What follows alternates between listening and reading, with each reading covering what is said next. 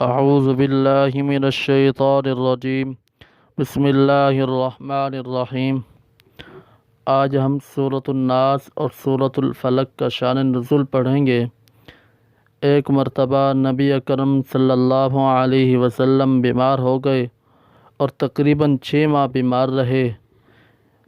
بخاری شریف میں حضرت اماں عائشہ صدیقہ رضی اللہ تعالی عنہ کی روایت میں ہے کہ آپ صلی اللہ علیہ وسلم پر ایک یہودی منافق نے سحر کر دیا، جس کا اثر یہ ہوا کہ بعض مرتبہ ایک کام نہیں کیا ہوا ہوتا تھا، لیکن آپ صلی اللہ علیہ وسلم ایسا محسوس کرتے کہ وہ کام کر لیا ہے۔ پھر ایک دن آپ صلی اللہ علیہ وسلم نے حضرت اماں عائشہ صدیقہ رضی اللہ تعالی عنہ سے فرمایا کہ مجھے اللہ تعالی نے بتلا دیا ہے کہ میری بیماری کیا ہے، اور فرمایا خواب میں 2 شخص آئے، ایک میرے سرہانے کی طرف بیٹھ گیا اور ایک پاؤں کی طرف۔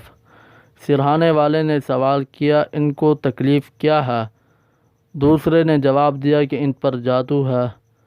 پھر اس نے سوال کیا کس نے جادو کیا ہے؟ دوسرے نے جواب دیا کہ لبید بن عاصم جو یہودی منافق ہے۔ پھر اس نے سوال کیا کس چیز میں جادو کیا؟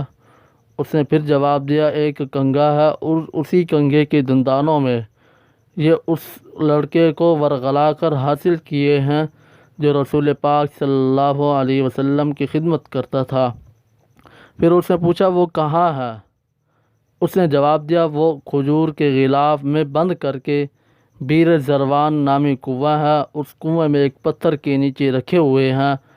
چنانچہ بیدار ہونے کے بعد جناب محمد الرسول اللہ صلی اللہ علیہ وسلم اس کنویں پر تشریف لے گئے اور اس کنویں کا پانی مہندی کی طرح ہو چکا تھا۔ آپ صلی اللہ علیہ وسلم نے وہاں سے اس کو نکالا اور کھولا تو اس میں ایک تند کی تار تھے جس میں 11 گرہیں لگی ہوئی تھیں، ہر گرہ میں ایک سوئی لگی ہوئی تھی۔ اللہ تعالیٰ نے یہ دونوں صورتیں اس وقت نازل فرمائی۔ ان دونوں صورتوں کی کل آیات 11 ہے۔